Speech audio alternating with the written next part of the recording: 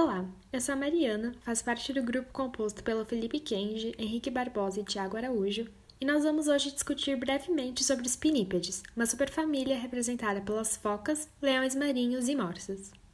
O termo pinípede é derivado do latim pinna e pedis, que significa pé em forma de pena, como uma referência aos membros desses animais. Eles são carnívoros e se alimentam principalmente de cefalópodes e peixes.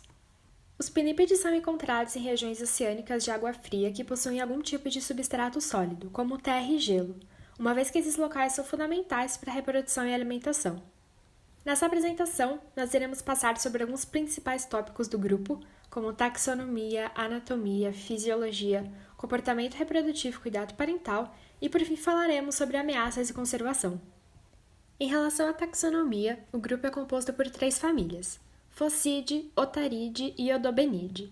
Phocidae são as focas, Otaridae são os leões marinhos e Odobenide são as morsas, sendo que essa última família possui apenas uma espécie vivente. As relações filogenéticas dentro do grupo ainda são muito discutidas na literatura, principalmente quando a gente leva em consideração grupos fósseis. Os pinípedes apresentam corpo fusiforme e geralmente possuem diversas camadas de gordura sobre a pele, que permitem um maior isolamento térmico. Eles apresentam uma grande variedade de tamanhos e possuem diversas adaptações morfológicas que permitem os pinípedes viverem no ambiente aquático. Aqui nesse slide, a gente tem indicadas algumas características importantes da morfologia desses animais. A mais marcante, como já dito, são os membros modificados em nadadeiras, que auxiliam não só na natação, mas também permitem esses animais se locomover no ambiente terrestre.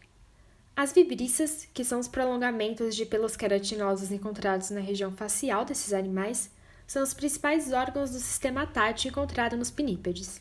Eles possuem ainda outras adaptações para o ambiente aquático, como orelhas externas bastante reduzidas ou mesmo ausente, como no caso dos focídeos, cauda pequena e órgãos genitais e glândulas mamárias retraídas sobre a pele.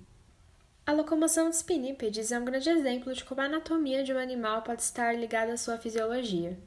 Como eu havia dito, esses animais apresentam um corpo fusiforme, e isso foi uma resposta adaptativa à maior densidade e viscosidade da água em relação ao ar atmosférico. As nadadeiras hidrodinâmicas desses animais permitem gerar um impulso que vence o arrasto na água, que basicamente é a força de resistência ao movimento através de um fluido. Essas adaptações permitem os pinípedes procurarem comida, evitarem predadores, interagirem com outros indivíduos de sua espécie e ainda responder a mudanças sazonais no ambiente. Os pinípedes também possuem diversas outras adaptações fisiológicas relacionadas à apneia, aumento do armazenamento de oxigênio, bradicardia, hipoperfusão, hipometabolismo e controle neural e hormonal das funções cardíaca e do baço. Os seus pulmões possuem vias aéreas reforçadas com cartilagem e musculatura lisa, com alvéolos que se esvaziam completamente em mergulhos mais profundos, o que vai evitar problemas associados ao colapso do órgão. O mergulho também vem acompanhado de uma redução do metabolismo aeróbio, diminuindo a dependência desses animais pelo oxigênio.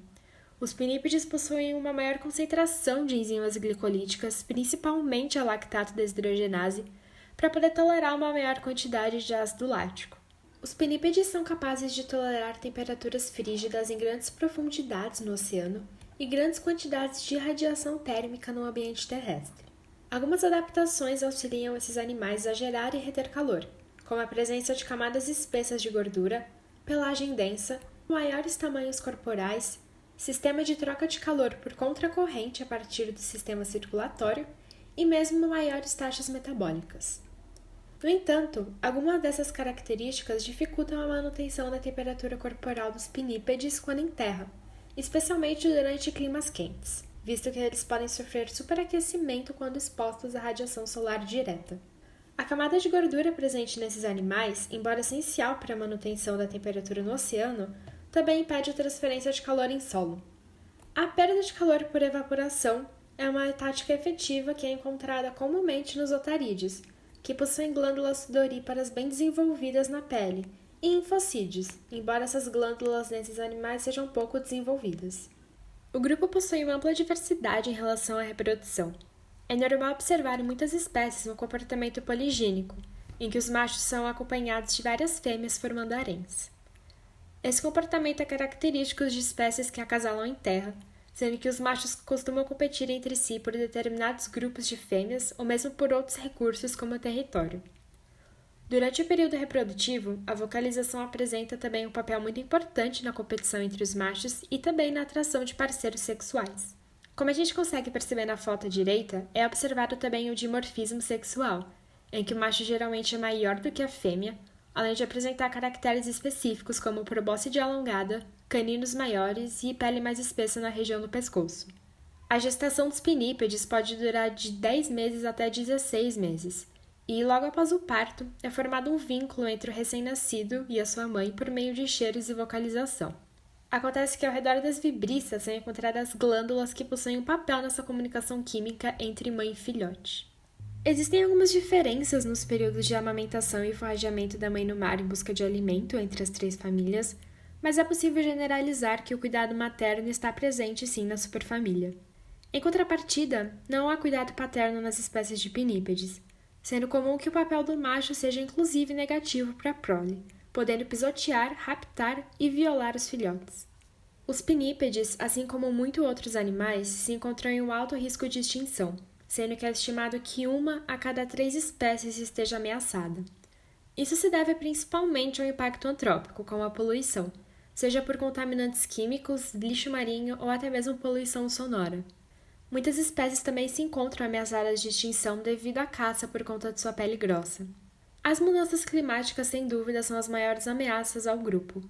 Isso porque, com o aumento da temperatura global, áreas oceânicas adequadas para abrigar pinípedes irão reduzir, em especial de espécies do Ártico associadas ao gelo, pela redução da extensão, duração sazonal e qualidade do gelo oceânico.